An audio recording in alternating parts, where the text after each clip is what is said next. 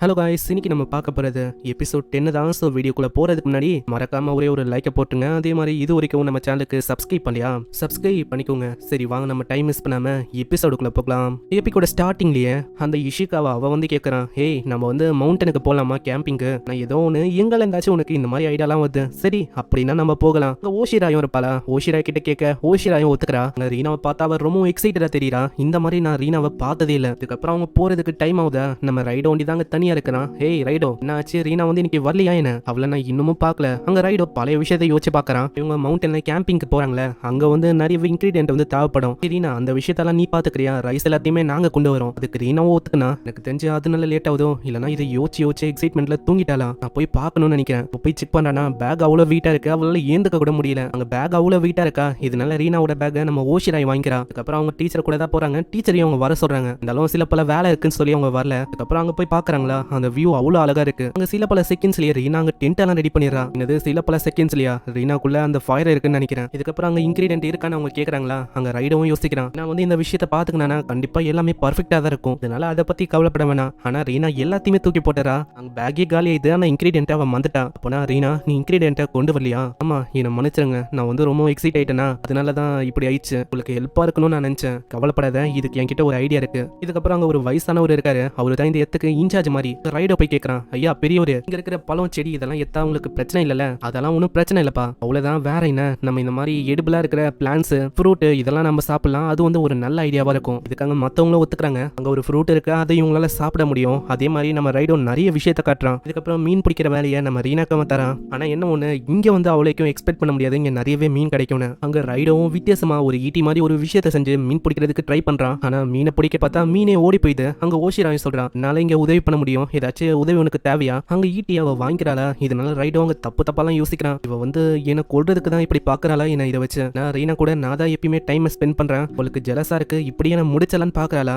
அவளால ஈஸியாவே அங்க மீனை பிடிக்க முடியுது. அட நீ அசால்ட்டா பண்ற. அதுவா, என்னோட ரிலேட்டிவ்ல ஒருத்தவங்க வந்து ஃபிஷிங்லாம் பண்ணுவாங்களா, ஒருக்கு நான் ஹெல்ப் எல்லாம் பண்ணுவேனா, அதனால தான் என்னால இங்க ஈஸியாவே இந்த மாதிரி விஷயத்த பண்ண முடியுது. அப்படியா, நல்ல விஷயம் தான். ஆனா ஸ்டார்டிங்ல நான் வந்து யோசிச்சேன் தெரியுமா, நான் ரீனா கூட இருக்கிறனால உனக்கு வந்து ஒரு மாதிரி ஜெலஸா இருக்கு, இல்ல நீ கோவமா இருப்ப அப்படின்னு தான் யோசிச்சேன். உண்மையை சொன்னா இந்த வெப்பனை வச்சு அப்படியே உனக்கு குத்தணும்னு ஆசை தான். ஆனா நான் வந்து அப்படி பண்ண மாட்டேன். ஏன்னா ரீனா வந்து உன் கூட இருக்கும்போது அவளோட லுக்ஸை நான் பார்த்தேன், அது அப்படியே டிஃபரெண்டா இருக்கு. நீ என்னதான் ஒரு ஸ்கேரியான பர்சனா இருந்தாலும் நீ கெட்டவன் இல்ல, நீ ரொம்ப நல்லவன் ஆயிடும். சரி அப்படின்னா நம்ம இன்னமும் மீனெல்லாம் பிடிக்கலாமா? ஆனா அதுக்குள்ள ரீனா இன்னமும் நிறைய மீனை பிடிக்கிறா. இது வந்து போதும்னு நினைக்கிறேன். அதுக்கப்புறம் பெரிய ஒரு கிட்ட அவன் கொண்டு வந்த விஷயத்தை காட்டுறான். எல்லாமே ஓகே தான், சாப்பிட்ற பொருள் தான். ரைஸை நம்ம ரைடவும் சைட் டிஷ்ஷா ரீனாவும் ரெடி பண்றா. அதே மாதிரி அங்க எல்லாமே அற்புதமா போகுது, அவ்வளோ டேஸ்டா இருக்கு. அங்க டைம் ஆகுது, அவங்க கார்டு கேம்லாம் விளையாடுறாங்க. எனக்கு ரொம்பவும் தூக்கமாகுது. ஏன்னா நான் எப்பயுமே இந்த டைம்ல தான் தூங்குவேன். ஸோ என்ன மன்னிச்சிருங்க, நான் தூங்க போறேன். ரைடோ, நம்ம வந்து ஒரு கேம் விளையாடலாமா? இதுக்கப்புறம் அவங்க வேற ஒரு இடத்துக்கு போறாங்க. ரொம்ப இருட்டா இருக்கா, அவங்களுக்கு கொஞ்சம் பயமா தான் இருக்கு. பயப்பட வேணா, அதான் நம்ம கிட்ட போன் இருக்குல்ல, அப்புறம் என்ன, நானும் போனை கொண்டு வந்திருக்கணும்னு நினைக்கிறேன், கொண்டு வராம போயிட்டேன். இப்படி இவங்க யோசிச்சுனே போகும்போது அங்க இஷிகாவும் சொல்றான், நம்ம ஏன் பின்னாடி போக கூடாது, இவங்க ரெண்டு பேரும் கொஞ்சம் ஒன்னா இருக்கட்டும், கொஞ்சம் டைம் அவங்க ஸ்பெண்ட் பண்ணட்டும்.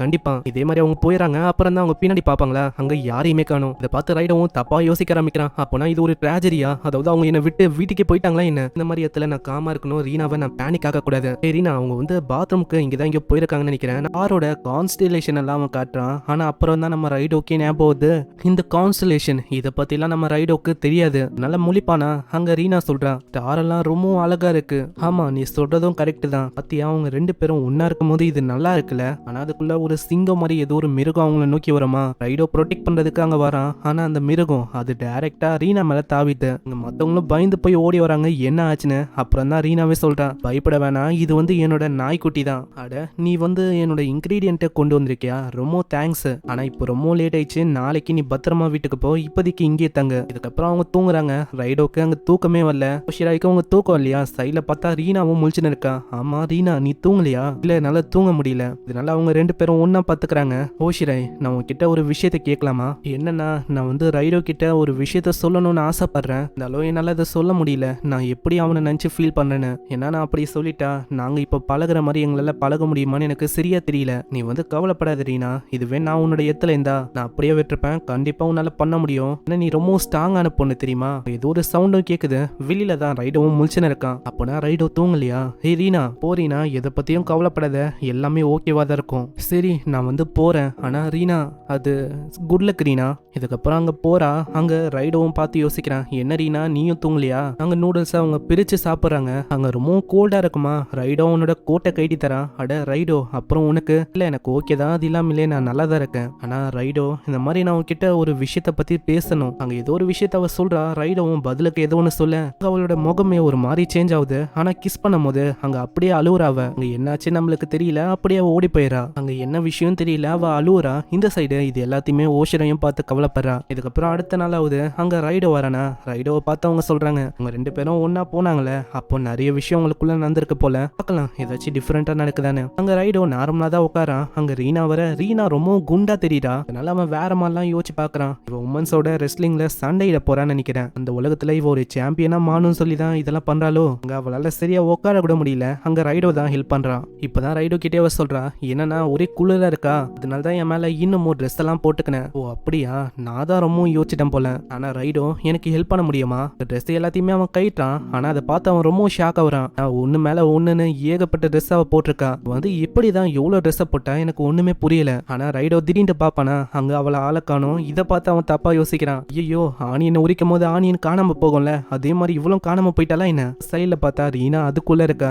என்னன்னு தெரியல, ரொம்ப குளிரா இருக்கு. ரீனா நீ கவலைப்படாத, என்னால உன்னை வார்ம் அப் பண்ண முடியும். அப்படிதான் 2 பேரும் நல்லா பண்ணுங்க. ஆனா அவங்க வித்தியாசமா ஓடுறது, அங்க நெருப்ப மூட்டுறது, இந்த மாதிரி விஷயத்தெல்லாம் அவங்க பண்ணிருக்காங்க. பாக்குற இஷிகாவும் சொல்றான், இவங்களை பாக்குறதுக்கு அப்படியே தான் எனக்கு தெரியுது, இந்த விதமான மாற்றமும் எனக்கு தெரியல. ஆமா ஹோஷிராய் நீயும் இங்க இருக்கியா? நேத்து என்ன ஆச்சுன்னு தெரியுமா உனக்கு? நேத்து நீ ரொம்ப சீக்கிரமா தூங்க போயிட்ட. டைம்ல நாங்க வெளியில ஒரு கேம் விளையாடுறதுக்கு போனோமா, அப்போ இவங்க 2 பேரும் ஒன்னாந்தாங்க. இந்த விஷயத்த யோசிச்சு பார்த்து கொஞ்சம் அவ சோகமாவரா. சோ இப்படி இவ யோசிக்கிறதோட இங்கே இந்த எபிசோட முடியுது. அதுக்கப்புறம் அவங்க 2 பேரும் வீட்டுக்கு போவாங்களா. போற வழியில அவங்க 2 பேரும் போயின்னு இருக்காங்க. அவங்க 2 பேரை பார்த்தோன்னே கொஞ்சம் பயந்து போறாங்க. ஏன்னா போன வாட்டி ஆன மாதிரி இங்கேயே மயங்கி போறதுக்கு வாய்ப்பு இருக்குல்ல. அதனால அவங்க யோசிக்கிறாங்க. ஆனா அங்க அவங்க ஸ்கார்ஃபா ஒரு மாதிரி போட்டுக்கிறாங்களா, பார்த்து ஒரு விதமா யோசிக்கிறாங்க. அங்க ரீனாக்கும் அப்படியே போட்டு விட்டுறான். ஒரு வழியில தண்ணி இருக்குமா, அவங்க வேற ஒரு போஸ்ட்ல நிக்கிறாங்க. ஓ அப்பனா தண்ணியை தாண்டதுக்கு ஒரு வித்தியாசமான மூவ் அவங்க பண்ண போறாங்களா? இதை நினைச்சு அவங்களுக்கு ஒரு மாதிரி ஆயிடுது. அதனால அவங்க அப்படியே பத்துக்கிறாங்க. ஏய் நான் உன் மேல இப்படியே பத்துக்கலாமா? ஆனா என்னன்னு தெரியல, இன்னைக்கு இவங்க 2 பேரை பார்க்கும்போது ரொம்ப டிஃப்ரெண்டா தெரியுது. நம்மளுக்கு அவங்க 2 பேருக்கு இடையில என்ன ஆச்சுன்னு தெரியல, ஏதோ ஒரு விஷயம் ஏற்பட்டிருக்கு. என்னதுன்னு நம்ம பார்க்கலாம். சோ கீழே ஒரே ஒரு லைக்கை போட்டுருங்க. அதே மாதிரி நம்ம சேனலுக்கு இது வரைக்கும் சப்ஸ்கிரைப் பண்ணலையா, சப்ஸ்கிரைப் பண்ணிக்கோங்க. ஏன்னா அப்பதான் இதுக்கப்புறம் வர ஒரு எபிசோட உங்களுக்கு நோட்டிபிகேஷனா வரும். நான் உங்களை அடுத்த எபிசோட சந்திக்கிறேன். தேங்க்யூ ஃபார் வாட்சிங். சைனரா.